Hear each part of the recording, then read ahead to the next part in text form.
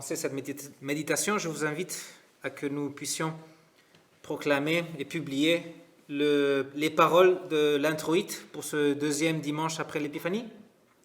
Si vous avez avec vous votre feuille. C'est notre prière. Toute la terre t'adore et chante en ton honneur, elle chante ton nom. L'Éternel est grand et digne de recevoir toute louange. Sa grandeur est insondable. Que chaque génération célèbre tes œuvres et proclame ton extraordinaire façon d'agir. Je dirai la splendeur glorieuse de ta majesté. Je chanterai tes merveilles. On parlera de ta puissance redoutable et je raconterai ta grandeur. On proclamera le souvenir de ton immense bonté. On célébrera ta justice. Veuillez vous asseoir.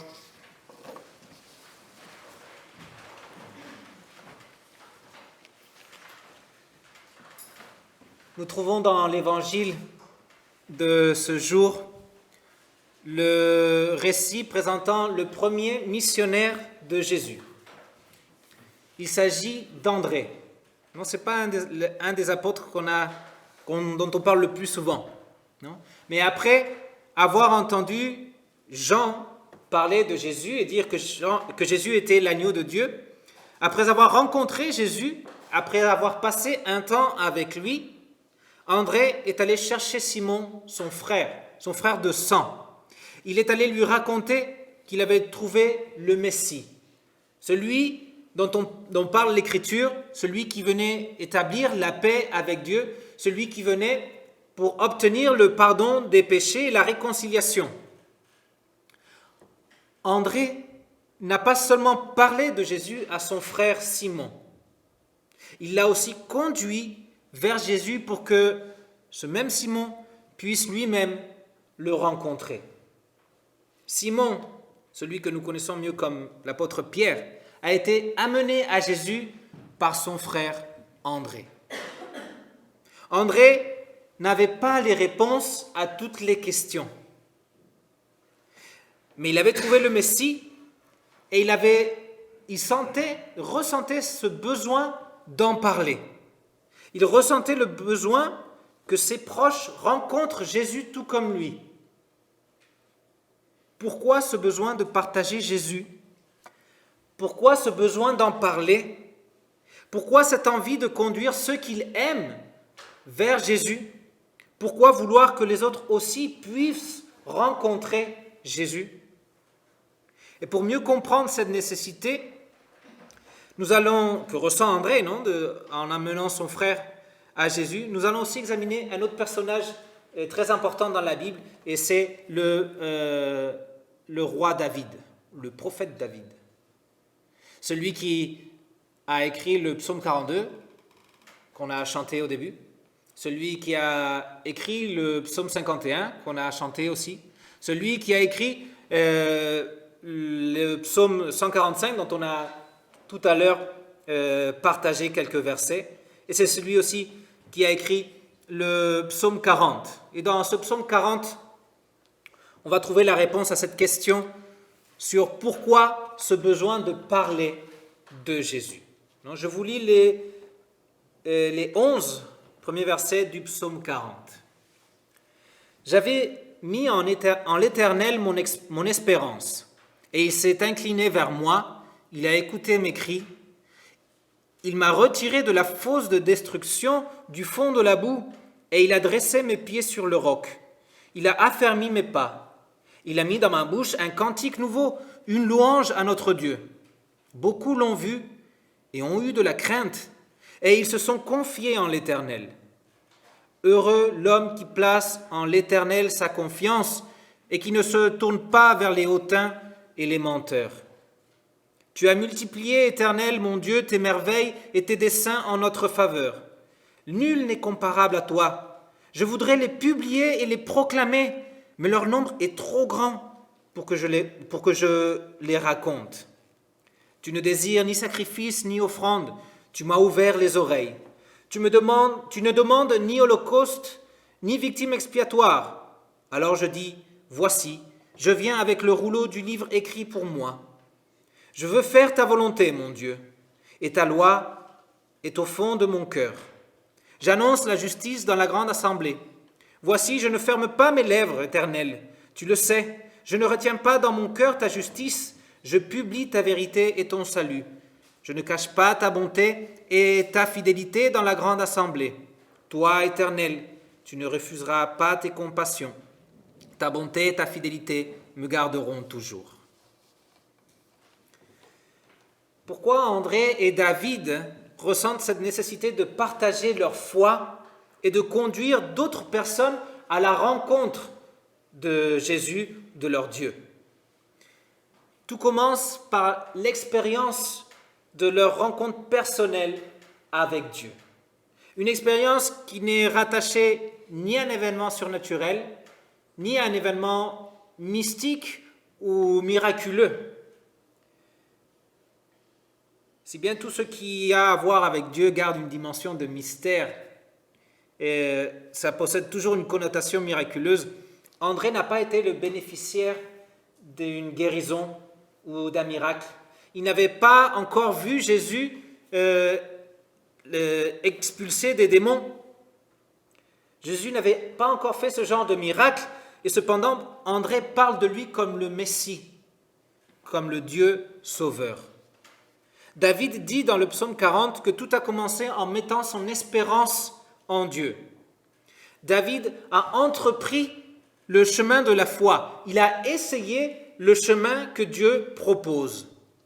Ce n'est pas lui qui a lancé un défi à Dieu et après avoir vu les preuves que Dieu lui a données, des preuves concrètes, il a donc après mis sa confiance en Dieu. Non, c'est tout à l'envers.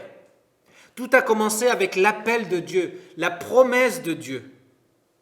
Et le défi pour David de mettre son espérance en Dieu, celui qu'il a appelé, ou de mettre son espérance seulement en ce qu'il voit ou en ce qu'il peut contrôler.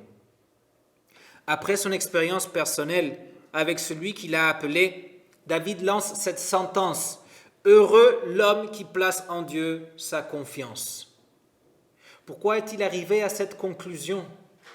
Pourquoi arrive-t-il à déclarer cette sentence « Heureux celui qui place en Dieu sa confiance ». C'est la même question que l'on peut se poser à propos d'André. Pourquoi va-t-il chercher Simon pour l'amener à Jésus? C'est la même question que l'on peut se poser à propos de nous, l'Église de Jésus-Christ. Pourquoi nous devons ressentir le besoin de partager l'Évangile et de conduire les autres vers notre Seigneur Jésus-Christ? David nous raconte pourquoi dans le psaume 40. Non, il dit dans plusieurs versets, Dieu s'est incliné vers lui, Dieu a écouté ses cris, Dieu l'a retiré de la fosse de destruction, du fond de la boue, Dieu a dressé ses pieds sur le roc, il a affermi ses pas, Dieu a multiplié ses merveilles en sa faveur. Voyez comment David reconnaît la faveur de Dieu envers lui. Il reconnaît l'action de Dieu en sa faveur. Il ne se centre pas sur lui-même, il ne se centre pas sur son courage, sur sa bravoure, sur sa force ou sur sa réussite dans la vie. S'il est où il est, s'il vit heureux et s'il vit avec foi, c'est parce que Dieu a agi envers lui avec miséricorde. David, comme il dit lui-même, il était dans la fosse de destruction, au fond de la boue. Et avec cette image, il n'est pas en train de réclamer une situation d'injustice. Il n'est pas en train de chercher des coupables de sa situation ou de ce qu'il est en train de vivre. David sait que cette situation misérable est juste. Il sait qu'il la mérite et il sait qu'il mérite même la mort. Nous devons garder à l'esprit cette grande vérité. Nous devons maintenir la vérité biblique qui nous parle de la juste sentence de mort sur le pécheur. Nous pensons souvent que nous méritons plus nous ne méritons pas certains malheurs et que nous subissons des injustices. Nous levons le poing vers le ciel en criant pourquoi. Nous disons qu'est-ce que j'ai fait pour mériter ce qui est en train de m'arriver. Ces expressions montrent que nous pensons que nous méritons le bonheur. Mais est-ce que nous le méritons? Nous devons constamment nous souvenir que si Dieu agit selon sa justice, selon ce que chacun mérite, selon nos péchés et nos offenses à sa sainteté, nous devrions souffrir beaucoup plus. Son saint jugement contre nous ne nous laisserait aucun espoir et aucun bonheur. Nous méritons la mort et nous méritons la souffrance. Mais ce n'est pas un message pour contrarier nos désirs de bien-être. Non, ce n'est pas un message pour abandonner la recherche du bonheur. Ce n'est pas un message pour se contenter d'une vie malheureuse. Se souvenir de ce que nous méritons et de quelle devrait être notre place et notre réalité en ce monde a pour but de valoriser l'action de Dieu, de sa grâce, de comment il agit en notre faveur. Si David n'est pas dans la misère absolue, s'il en est sorti, c'est parce que Dieu a été miséricordieux avec lui et qu'il a agi en sa faveur. Se souvenir de ce que nous méritons a pour but de centrer notre attention sur la grâce de Dieu. Pourquoi Dieu ne te paye pas selon ce que tu mérites? C'est une question que l'on peut se poser ou que l'on peut nous poser et elle peut avoir deux réponses. Pour ceux qui pensent qu'ils méritent le bonheur, Dieu est injuste et ils pensent qu'ils ne reçoivent pas ce qu'ils pensent mériter, que Dieu n'est pas en train de leur payer selon ce qu'ils méritent. Dieu n'est pas bon. Mais pour ceux qui gardent à l'esprit que nous méritons la misère la plus absolue à cause du péché, que Dieu ne nous paye pas selon ce que l'on mérite, est une manifestation de sa grâce et de son amour. Nous méritons d'être enfouis dans la fosse de la destruction, la boue jusqu'au cou. Mais nous sommes dans une autre situation beaucoup mieux parce que, comme dit David, Dieu nous en a délivrés. Dieu s'est incliné vers nous. Il a entendu nos cris, il a vu notre situation, il a eu compassion et il nous a retirés de cette fosse et de la boue. Comment est-ce qu'il l'a fait? Il n'a pas jeté une corde de là-haut en nous disant « grimpe ». Il n'a pas jeté une échelle depuis le ciel pour nous dire « maintenant, monte ». Ce que je veux dire, c'est que Dieu ne nous a pas simplement aidés pour que nous puissions nous en sortir. Il est descendu à la fosse. Il est entré dans la boue. Et c'est d'en bas qui nous a fait sortir de cette fosse. C'est lui qui nous a retirés de là. Et non seulement qu'il est descendu pour nous délivrer, mais il est resté à notre place dans cette fosse de destruction. Il est resté à notre place dans la boue. Jésus-Christ a souffert cette misère absolue par compassion pour nous. Il est descendu pour nous délivrer et il a offert sa vie en échange de la nôtre. Nous devons garder à l'esprit tout ce que nous méritons à cause de nos péchés pour nous souvenir sans cesse de la grandeur de notre Sauveur, pour nous souvenir de l'amour de notre Sauveur, pour nous souvenir de son énorme sacrifice. Jésus nous a délivrés et il a affermi nos pas. Il nous a dressés sur le roc de la foi. Ceux qui vivent en mettant leur espérance en Jésus-Christ ne sombreront jamais dans la fosse de la destruction. Ceux qui font confiance à l'œuvre de Jésus-Christ sont délivrés à jamais de recevoir ce qu'ils méritent pour leurs péchés. Ceux qui font confiance à Jésus-Christ reçoivent le don immérité de la grâce.